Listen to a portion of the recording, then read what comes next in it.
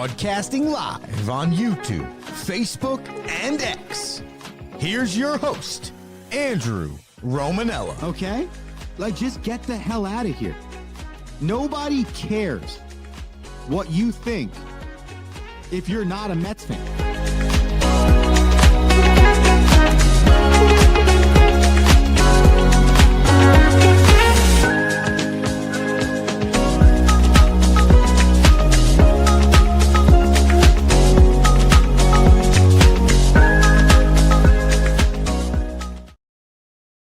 What's going on, everybody? Welcome in to a Wednesday edition of the Rome Show, broadcasting live on YouTube, Twitter, X, Instagram, and Facebook. I'm your host, Andrew Romanella. I got you for the next 30 minutes or so, and today is a great day because we are joined by Rocky Romanella.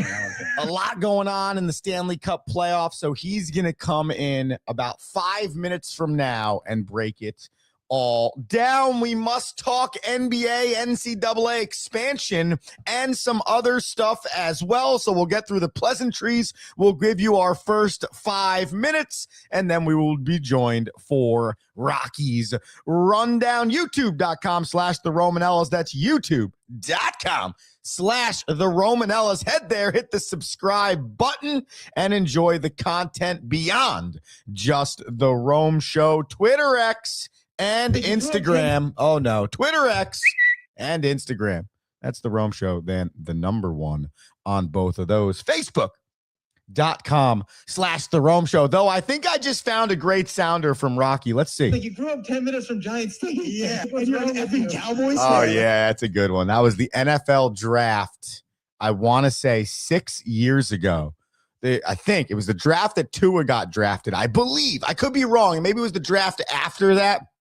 But we were talking about how he was at work, and one of the guys at work was talking to him about how he was a Cowboys fan. And then Rocky got to quoting, oh man, what movie is it? He'll be able to tell me what movie it is. I want to say it's like Beer League or something. And that is just a classic line. So that's what Rocky Romanella brings you. And Meg's already written in. She was going to go to sleep because she's been awake for 72 hours on the NFL draft. However, her favorite Romanella is on the air, so she's going to stay up. So for Meg and the rest of the people that clearly enjoy Rocky more than me, I'll give you 3 minutes then of the news around the rest of the sports world.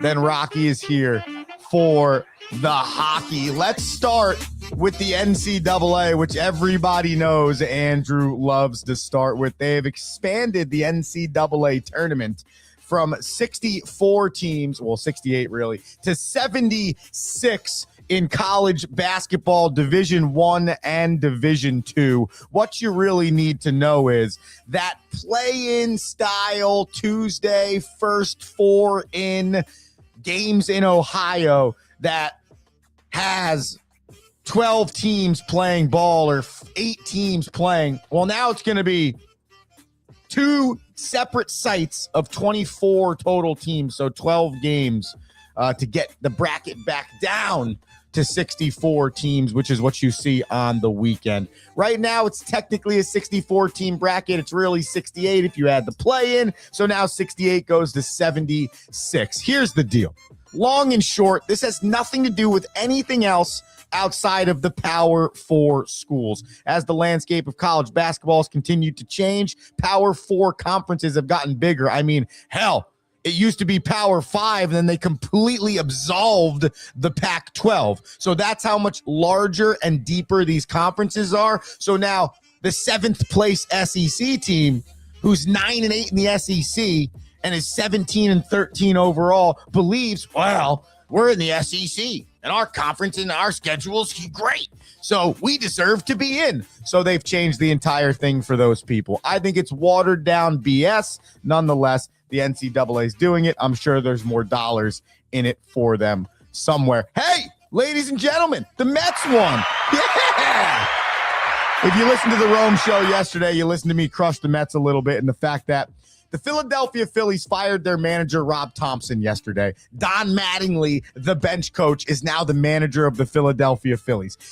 A few days ago, the Boston Red Sox fired everybody that wore a baseball uniform and coached the team, essentially, including their manager, Alex Cora. It's 30 games into the season. I don't care what you tell me, okay? If you need to make decisions on people that are leading your team for the next 130 games, like, here's some perspective, people. If you're 10-19 or 11-19, 10-20, you have 132 more games left. 132 more. So if you make the right decision right now and your team's 25 games over 500 for that last 132 games, that's an entire season. I mean, we're talking Roger Maris 61 home runs. That before the season happened, they were at 142 games. That's a full baseball season. So make a decision. Make a move now. Good move on the Phillies.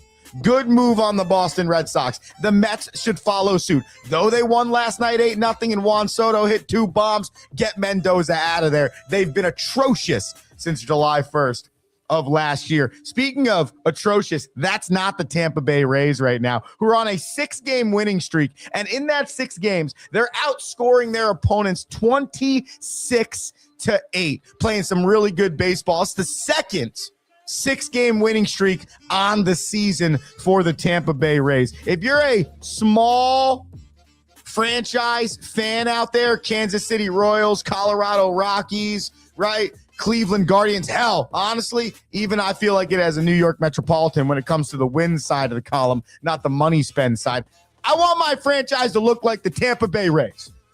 Every year, even when they're bad, they're not atrocious. Like every year, the Tampa Bay Rays are like the poor man's New York Yankees. Every other baseball team that's not the Yankees should try and be the Tampa Bay Rays because they're in it every year. And then every year or two, they're legit, right? And yeah, of course, every 6 years, you have to find a way to sign them. But at least you're competitive every year. And you don't got to deal with what the White Sox have to deal with, what the A's have to deal with, and what me and Rock have to deal with the New York Metropolitans. By the way, in Cleveland, first overall pick from 2024, Travis Bazzana got his MLB debut yesterday against those aforementioned Tampa Bay Rays. First Australian-born, Meg, shout out, first Australian top pick in MLB history, walked out to the song Down Under. I thought that was cool. Here's a fun fact for the people. Call it your stat. The stat you've heard that you didn't know you needed, but it's a pretty cool one, and it shows the change in baseball. 14 picks from the 2024 MLB draft. So just a year and a half ago. Remember, the MLB draft is in June. Okay, so the 2024 draft is halfway through Major League Baseball season. Okay, so that's not even 2 full MLB seasons ago. And 14 players from that draft are already in Major League Baseball. You guys remember when baseball had to be like you had to be in the minors for a multiple amount of years? Crazy, right? It's not like that anymore. And why? Because more kids are choosing to go to college instead of be drafted out of high school. Therefore, some of their quote-unquote minor leagues happens while they're in college. There are 16, by the way, Major League Baseball teams under 500. There are 4 divisions with 3 teams that are under 500. 2 divisions have 4 teams under 500. It is a wide open landscape. Though the Braves are good, the Yanks are good. We just talked about the Rays and a few others are good. That wild card middle section area, a lot of opportunity for plenty of teams. So don't get sad, everybody, because there's still a chance. Well, unless you're the Mets, as it feels right now. By the way, the 76ers stayed alive last night. They forced a game 6 in their series with the Boston Celtics, and the New York Knicks played some really good basketball, really good defense, elite.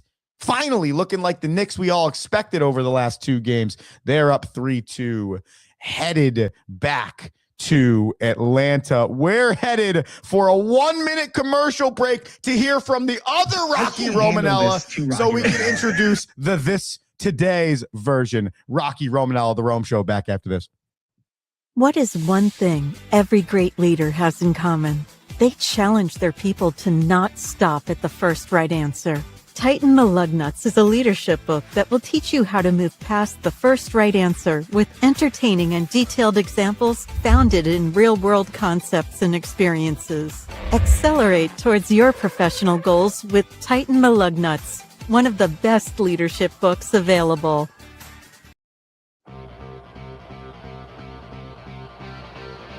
Now, inside the glass. Hockey with Rocky. Let's go. He shoots, he scores. It's playoff time. It's handshake line time in round one. Life is good. What's going on? What the hell's going on with you? What are you in, like a new podcast studio bunker there? What's going on? This is not what it's looked like the last 5 years. No, I'm working in the garage this month as a twofold commitment to updating my office, and then but also second, critical, crunch time. So sometimes you just got to get hard a little bit. You go out to the garage, remember what you were doing in COVID, and you come back to the layer where success is built. A lot of founders of great companies started in their garage, so I'm just trying to channel that energy. And I got the TV behind me. I noticed. That's good. We got the U18 championships going on. I thought it was going to be on the fly and highlights from last night, but I didn't look at the programming.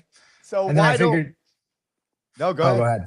I was just going to say, like, maybe one day I'll do like a Sean Avery with a pointer on here, like if we can really work on our technical skills. Yeah. Wait. Listen. I think we can, and I have a few ideas for that. So before we get to at least the Stanley Cup Finals, we're gonna have to see if we can get a little bit of movement on that thing, and a little bit of, hey, this is what a 5-on-4 power play looks like when you're running the umbrella. You know what I'm saying? Yeah, listen, we'll have to learn how to like stop and start and maybe put some graphics on there. But yes. Yeah. Well, can I ask you a question before we get deep into it? Okay. And I'm going to be open with the people here, Rocky. So we played a baseball game yesterday and we lost, whatever. Okay. But we're in the 8th inning and I'm standing in the dugout and I'm watching, and the umpire is atrocious. Again, whatever. But classic. He makes a bad call at home. So we're all like really, really fired up. And like, so no one like gets really set, when you're like not really set back on the thing yet.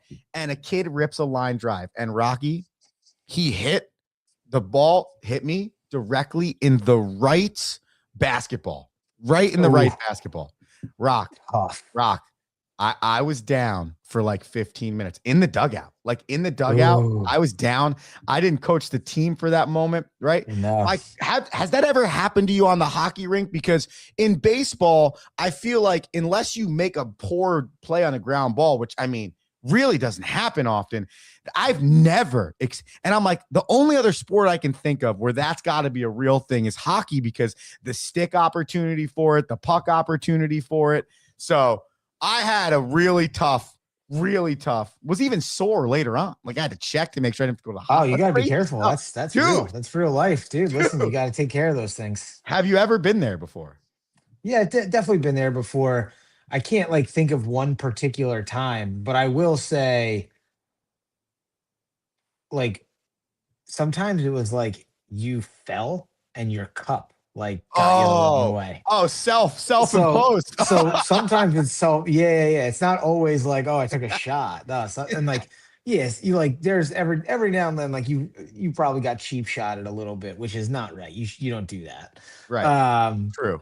But yeah. I mean, listen, I've been there. I took one to the head coaching once, which I got a funny picture of like my head wrapped up at a camp, which was great. But yeah, no. I'm sorry that you had to deal with that. Those are the things in sports you don't think about, man. No, but maybe that run that you guys got in the top of the 9th is your team rallying for you for the right side there. Well, it might have been because I was like, yo, do you want me to go coach third base? I was like, no, I'm finishing this game. And they're like, you might not want to. It's a Tuesday. Listen, we got the league game this weekend. Yeah. Why don't you just sit this inning out? Sit this inning out. You're getting married. That might be the most important thing. All right, we back on track here. Why don't you give us your NHL on the fly, Rock, and get this thing started? Listen, I sent you a ton of topics. We'll try and get to them all last night, but what an incredible first round. A couple things that I'm really excited about. The first is that the two teams that I picked to make it to the final, the Avalanche and the Hurricanes, both swept in the first round. So, that Yeah. made me feel good. Oh I yeah. thought that the Kings were completely overmatched and not surprised. Ottawa expected so much more from, and not from like a talent or a winning standpoint, just from an overall push. I mean, just no push. Um, Kind of like I got nothing else, so I'm gonna be physical kind of atmosphere. Yes. Yes. And I listen, we believed that there was a ton of parity, especially on the East this year. And we believe that there's a lot of parity in the NHL. And what these two series make you think, it's like, is parity representative of how good teams are, or is parity more representative of how bad teams are? And in this case, it shows you how bad teams could be when there is a lot of parity. I think that's why I just made the point in the MLB. If you heard my open on 16 teams being under 500, that is parity in its own right. Now, it might not mean that we're watching the best baseball, it might not mean that you're watching the best hockey, but you're right. It could be either one. It could be that some hockey is so poor, some goaltending is so poor that like it keeps teams in the game. So I feel like it's been a mix all year with the NHL, but the one thing that's reigned true is on any given night, any team can beat anyone. Yeah, no doubt. And by the way, and the dominance of Carolina and Colorado pretty much were wire to wire in the Yep. regular season. So no Yep. story there. I No think we story talk there. about both of those teams more in the next round. When it's really Goaltending. their time to wake up. Oh, I think it's Carolina's time to be in the final. Absolutely. Like the script has been written from a team standpoint. Like they have to get there this year. They don't have to win the cup, but they have to be in the final, in my opinion, for that organization. So they're playing the winner of the Battle of Pennsylvania to get to the conference finals, correct? Yeah, it's right. They are. They're going to play Pittsburgh or Philly, and I'm going to get there in a second, only because I just want to make mention of the Wild Stars, because that's who the Avalanche will play. Okay. Because like I make the comment about the parity, and then you've got all these other people that like, oh, one should play 8 and 2 should play 6, Old and school like system. and like the Wild and the Stars, like they're like the 2 best teams and like 2 of the 5 best teams in the NHL. Why is one team going to go out in the second round? Okay. But if they're both going to make it to the second round, they got to beat each other anyway. So who cares? Who cares? And if I'm a fan of one of those teams, why would I want another 4 to 7 game series where any one of my guys could get hurt long term? Let me just get it out of the way now. I got to beat them anyway. Yep. So I'll say that to the hockey purists. But yes, the Battle of Pennsylvania. Wow.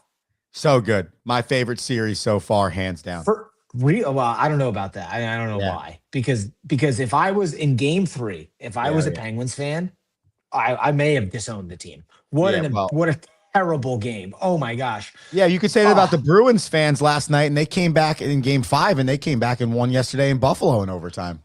Yeah, it was an interesting game in Buffalo. We'll talk about it. I'm sad for the Sabres fans, man. I'm sad for the too Sabres. much fanfare. Game 2, Game 5, too much fanfare. You had Josh Allen Game 2.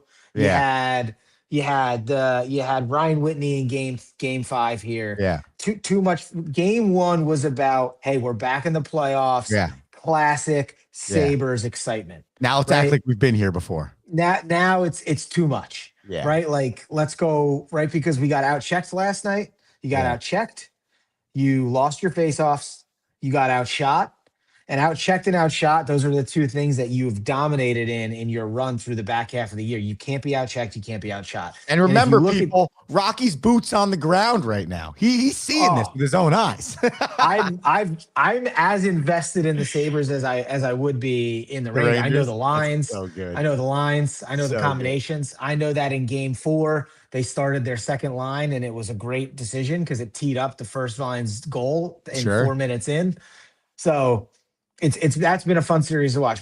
But back to the Penguins Flyers, because I have the Flyers as one of the most surprising teams in the playoffs. Sure. I expected what I'm seeing out of them in games 4 and games 5 is what I expected for the whole series, which is why I picked the Penguins. What Yeah. I wasn't anticipating was just a terrible show of hockey from the Penguins. Brutal the first 3 games of the series. And I would never, I'm not the kind of guy who like rides people for playing late in their career. I'm probably the opposite. Like, I'm probably like, they're so good still.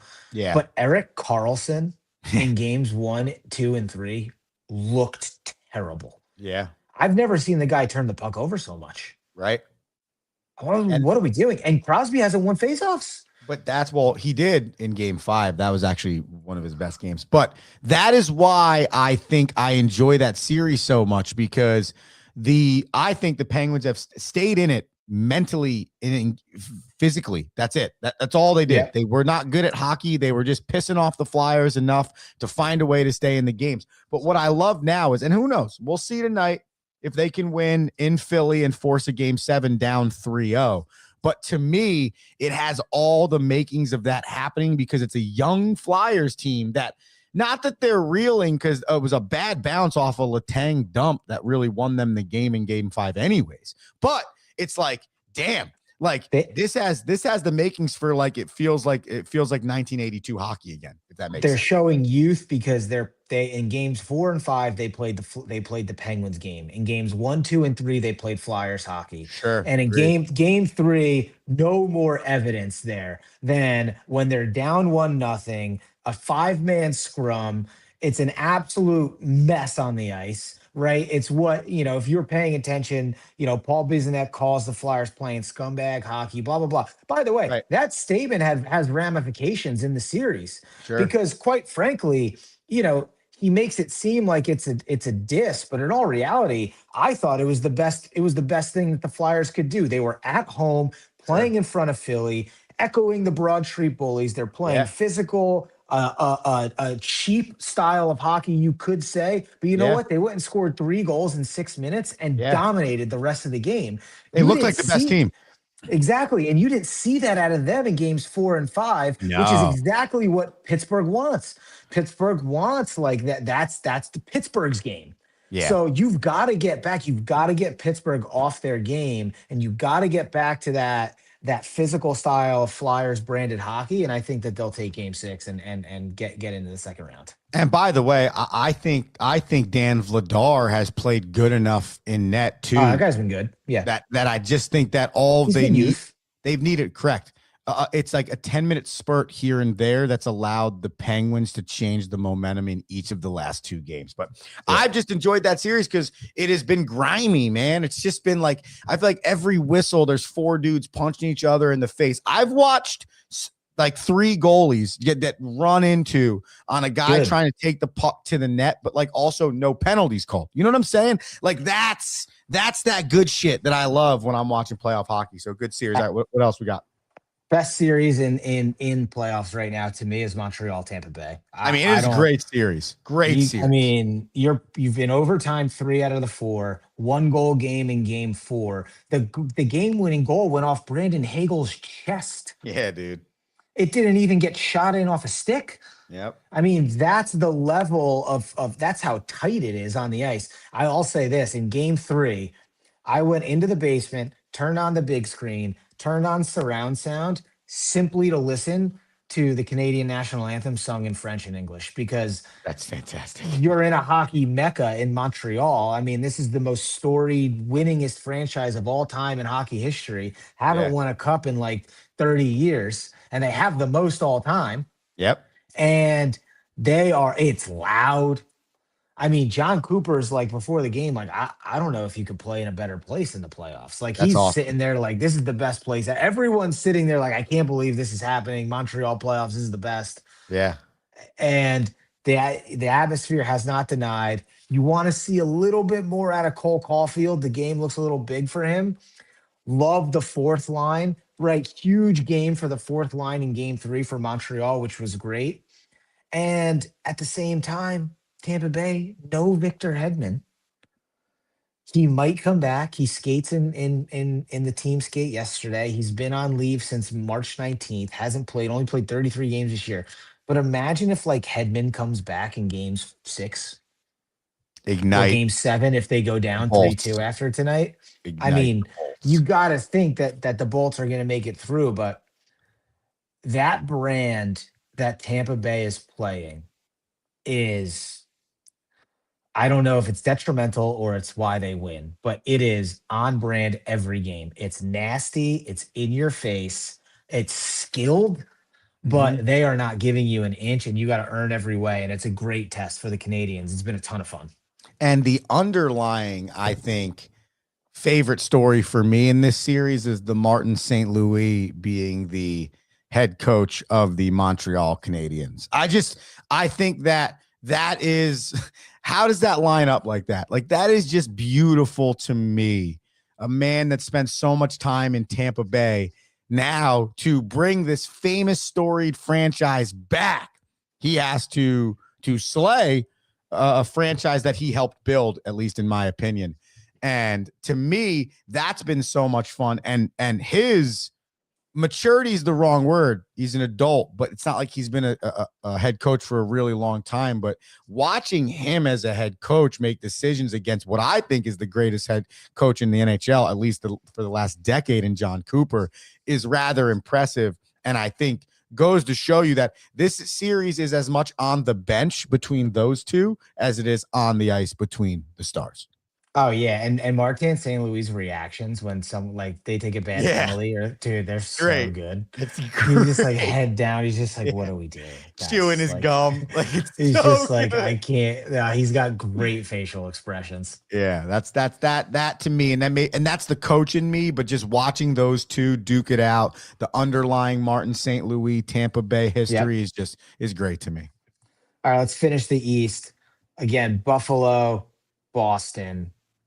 I think that since game 1, this has been Buffalo's series to lose, and I really do believe they're the better team. I think Boston is a little one dimensional, and they have veteranship on their side. They're kind of like the Penguins right now, where like last night was more of a veteran game than it was like a game that Buffalo wanted to play, but it was the best game that Alex Lyon played. You don't get a win out of Alex Lyon, but he played excellent and gave them a chance to win. And even though Buffalo got outshot, to me, scoring chances in the third were in favor of Buffalo.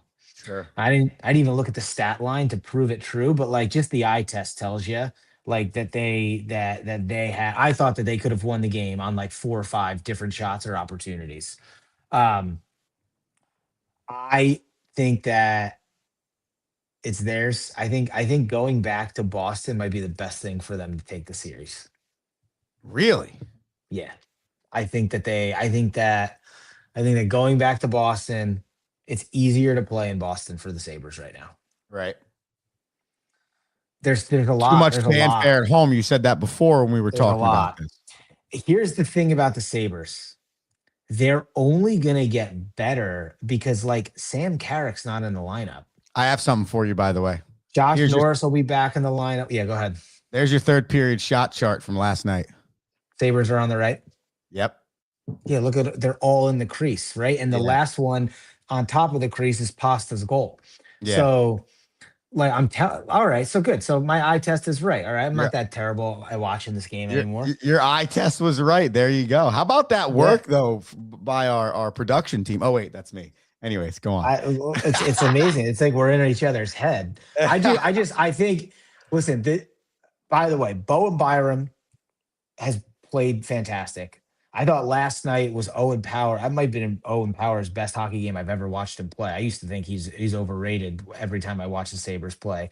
It's funny too because all series, no power play goals, no Rasmus Dahlin goal, right? They get a power play goal and it's Rasmus Dahlin last night, and then they don't score 5-on-5. Yeah. So it's an interesting play on how that works. But again, Alex Lyon keeps him in. It was a goaltending. Listen, either way last night, it was all going to come down to like one shot. So it was a great game. I do think I like them in game 6. I think they take it. I think they take the series in Boston. And that's my take on the Sabres. Did you see the David Pasternak overtime goal? I did. I was watching it live. Yeah, it was filthy.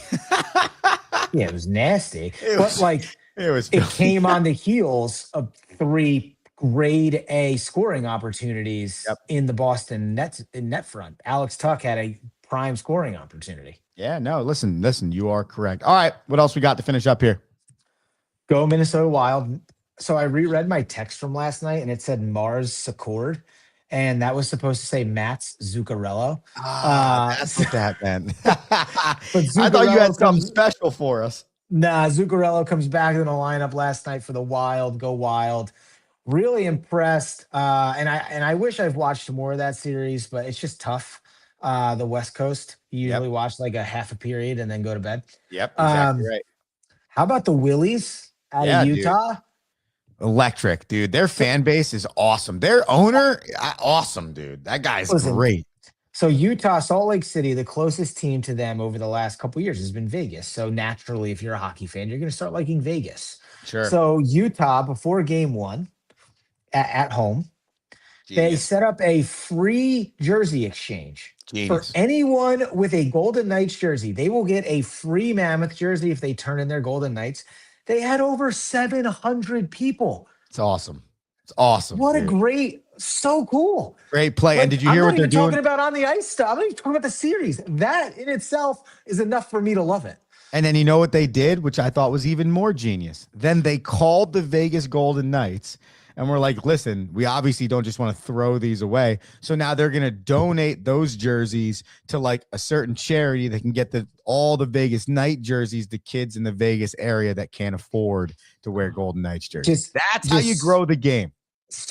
Absolutely. What a great show of hockey. I think I might be a Mammoth fan. I think that I love the jerseys so much and the culture that I'm like, if the Devils don't figure it out in the next few years, I think I want to be a Mammoth fan because I made a decision in 2008 to become an Oklahoma City Thunder fan. You were there. You were my witness. Yep. I went through my fanship stages to earn my keep. Yep. And today I am reaping those rewards, right? I'm reaping those rewards because they're nice. They're not. Every time I turn them on, they're freaking good. They are a fun basketball team. So I have been watching this playoffs, and you're right. Like from afar, you forget that was the Arizona Coyotes, man, 3 years ago. Like that's crazy and impressive. And I personally think great for hockey. No doubt. No doubt. The only series we haven't talked about is the Ducks and the Oilers. And all I'm going to say is go Ducks. Yeah, dude. Gross uniforms, but go Ducks. The Oilers, like the Ottawa Senators, need a check. Yeah. They need a check and they need a reason to like retool themselves. Yeah. Because Connor McDavid needs to leave the team the same way Brady Tkachuk needs to leave the Ottawa Senators. Yeah. Maybe they can get and together. again, and I know they played well last night, and they did, and you know, but you know what? That's how the Oilers are supposed to play. Yeah, exactly right. We knew who they were. Yeah. Right. And we let them off the hook. Like to be like, I'm not happy because you figured it out in game 5. Why? Like, why are you down 3-1? Yeah. And don't sit here and tell me, oh, it's in an inconclusive goal. You were up 3-0. Yeah, you blew that lead. What are you doing? You're going to sit here and cry about a goal that is clearly over the line when you should be talking about how you gave up 3 goals to the Ducks. Yeah, and can we talk about the Ducks uniforms? Like, can we just? They're so orange. Oh, they're gross. And like you have the Oilers with I'm like, this is the grossest uniform matchup in the history of the national. If you threw the Flames in there, then it would really get bad.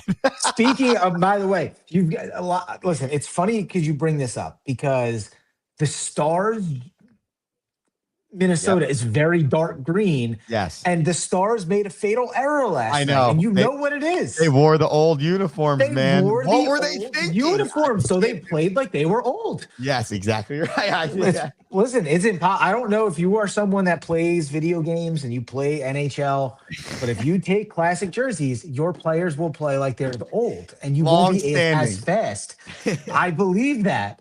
and it was a terrible look. Even Jen was like, what am I looking at? There's green everywhere. Everywhere, She's like, exactly. the lights in the stands are greens. Yeah. People are wearing this bright green in the stands, and then there's this dark green on the ice, and then Minnesota's dark green. It was a bad look. Yeah, again, to go back to the Willie Mammoth, that's that great uniform, great colors. Yep. Yeah, but the Ducks, I get it. You're not a Disney entity anymore, but just go back to the Mighty Ducks uniforms. Everybody likes them. People will still buy them. And by the way, it's the only uniform you've ever had that is cool. So just accept that fact and move on. Although they did win with orange and black when they were just the Ducks. So I will say they won a cup. That was the first year they weren't.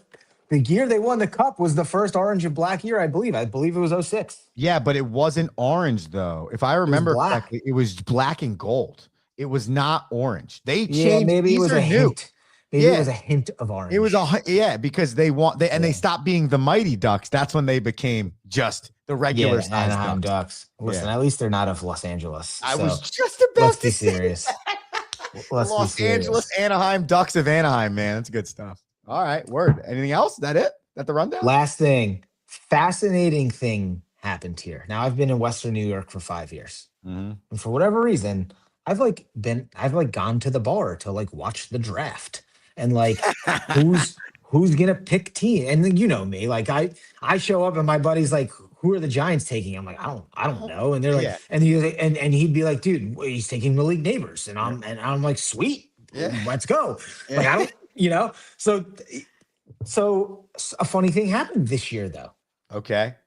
No one cared about the draft. Literally, no one was even talking about it. Wow.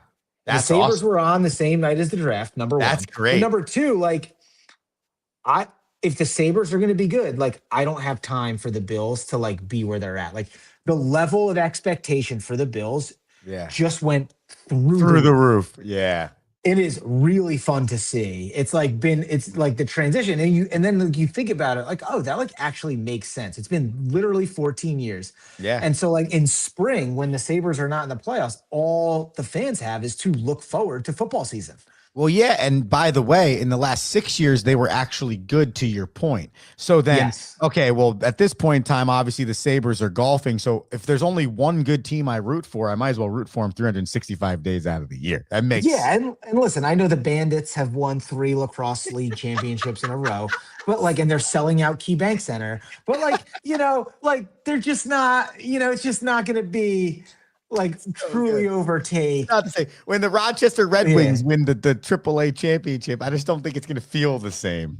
Listen, did you know that Cal Ripken Jr. played for the Rochester Red Wings? I did not. That is a fun He also fact. played for the Rochester Red Wings when the Rochester Red Wings and the Pawtucket Red Sox, I believe it was, played the longest game in professional baseball history. Wow, that is a fun fact. Yeah, look at that. Who knew? That was very impressive. By the way, Meg was up for all 72 hours of the draft, and she regrets nothing, Rocky. Listen, you're better than me, Meg, because until they get on the turf, I don't know. Like I'm excited that the Giants took care of their defense and their offensive line. I don't need to sit here and debate if they should have taken someone else because I don't know. Correct. I don't know. Correct. I saw one on Instagram the other day, and it was like the Josh Allen draft and where all the players landed. It was like Josh Rosen had like 10 different teams and like 3 practice squads. Yeah. I'm like, that guy was like, oh my God, Josh Rosen. Yeah. 8th, it was like the 9th pick in the draft. I can't believe Josh Rosen's falling to 10. Yeah. Where's that guy? See, but that is why, and I'm not saying that baseball has it right. I'm not saying that necessarily hockey has it right either. I actually think hockey has it the most right. But I think that the development, there's something missed with not so many players. Like, I think that if you were to be able to find a way to draft these guys, now send them immediately to the USFL, and they play 5 games in the spring right now, and that because it's not the Martone kid from Philly. That is a rarity. Where Dude, that kid was at Michigan State this year. I know, but that's a rarity. State, and he's in a fight with like Chris Letang at the end of the game, and Letang's like, dude, you gotta take a deep breath. Dude, I love that. It was my favorite. See, but that don't you see why I love that series? I love that series. There's so much going on. But anyways, that's my point though, is that you really do need the development piece sometime. And when it comes to football at the quarterback position or some of these positions, safety, quarterback, cornerback, you're going to look like an idiot if you get to the pro level and you don't have all of the things working for you even while you're developing. So I really just feel like if the NFL could buy the spring league, you have a genius way to get all these dudes to not be Josh Rosen or give yourself a better chance. Just saying. I'm in agreement. Go Rams for drafting a quarterback. Like, no controversy for me. Like, yeah, get ready. Matthew Stafford isn't going to be there for 40, 2 more years. people. Like, He's 40. get over it. Oh, I can't do it. Oh, you know what? The same writer that talked about how terrible the Giants defense was last year, I can't believe that we got another speed edge rusher. What are you going to do with Kayvon Thibodeau? I don't know. How about have 2 fast guys? Why are we only allowed to have 1? Who cares? It's so good. It's awful. It's and so, so good. Good job, Rochester. Let's go full circle. I love that no one paid attention to the That's draft. awesome. That is electric. That's how you know that Rochester, New York has hit its true peak. And by the way, you might be the direct reason for this. And so there might be something going on here. In the same time period with which you move to Western New York, the Rangers, they get atrocious. The Mets, they kind of get atrocious too. It's not good. The Giants, they get atrocious. However, where you live, though, No, it's awful. has gotten really good at sports. No, So I need to be there. as invested in. I need to be this invested in my team. Yeah, Like, I know. I want to be talking about my line combinations and winning games deep and having good goaltending. I don't want to be talking about someone else. I'm as a baseball guy that sometimes falls on superstitions and coincidences not being a thing. I'm just saying, man, like it's just Western New York is thankful to have you. Let's just say that. Listen, if all I've done is bring them a championship, then I guess it was worth it for everyone involved. If the Sabres find a way to win this thing, Rocky, you're going to that parade. You have to go to that parade. Like, I'm a little upset with myself for not being at 1-2 or like one of the first 3 games. But I think, I'll have to be at a game. Aren't those tickets ridiculous? Isn't that most expensive tickets in the playoffs? But like, I've seen that as like a prideful thing recently. I think as a generality thing, though, it's just super frustrating though. Because imagine you're a lifelong Sabres fan, but like you can't put $500 down on a ticket. Like that sucks. It is, but it goes to show you the power of a small market in sports. It's true, right? It's the power of like. I don't know if the stats are true, but it's like most watch NHL games come from the Buffalo market. Most watch national like USA games, Buffalo market. But Minnesota's the state of hockey, Yet people were ragging on their fans in game 1 of their home game for not being that supportive. Michigan's the state of hockey, but no Detroit Red Wings, so no one cares. I don't know. There's some interesting things there. It's funny how many places exist in hockey. By the way, Meg thinks Thibodeau is going to Seattle. It's funny how many places exist in hockey that we feel like is the creator of it. Well, I don't know. All of Canada apparently created hockey. Minnesota, state of hockey. Michigan, people in like Boston, they're like Massachusetts. They believe. Yeah, they believe. State of hockey. Yeah. When in actuality, I'm sure Connecticut, New Jersey are actually probably up there. No one really just takes it serious enough. So it's just like hockey's funny. It's like, yeah, dude, there's only 9 states that have the freaking sport at a high level. So it makes sense that you'd all think you're the state of hockey. But when it comes to professional hockey, personally, I think it's Florida. But that's just my opinion. Well, yeah, we'll see. We'll see how it turns out here if Tampa Bay gets himself back. I don't know if they've got the legs for it though. Yeah, best player in the league, Nikita Kucherov. That's what I'm saying, man. Best player in the league. Yeah, he had 2 points in game 4, and I think that was a big reason why they ended up winning. But when he's kept off the score sheet, they can't win. I'll fire Meg up right now before you leave. It's the Sidney Crosby effect, though. I just think he plays a full game.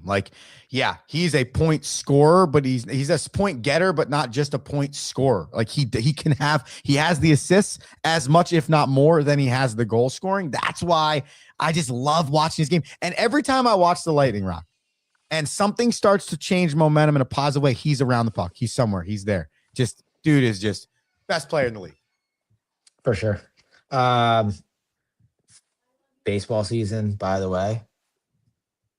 Loving it. Besides the Mets, really good. Coach's pitch has been great. Centenary Cyclones, experienced them. They were great. But everything but the Mets in baseball is on point right now. Yeah, we'll see. Maybe if we fire Mendoza, we have a chance in the next 130 Yeah, games. we'll just get rid of our entire coaching staff except the manager in the Yeah. offseason, and then scratch our heads when we're not still When it's not winning. working. All right, we got to stop this. This It's is not crazy. good. All right, Rock, you have a good rest of your day. See you next week. Rocky Romanella, everyone. That was Rocky's rundown. It happens every single week. Hey, ladies and gentlemen, you have a great rest of your day. Yep. And I'll be back tomorrow, 7:15 a.m. Thanks to Meg, as always, for tuning in. Thanks to Rocky for joining us once a week to give us the rundown. And thank you to the listener for supporting the show. Subscribe on YouTube, Twitter X, and Instagram. I'm Andrew Romanella. I'll see you tomorrow. Peace! Thank you for listening.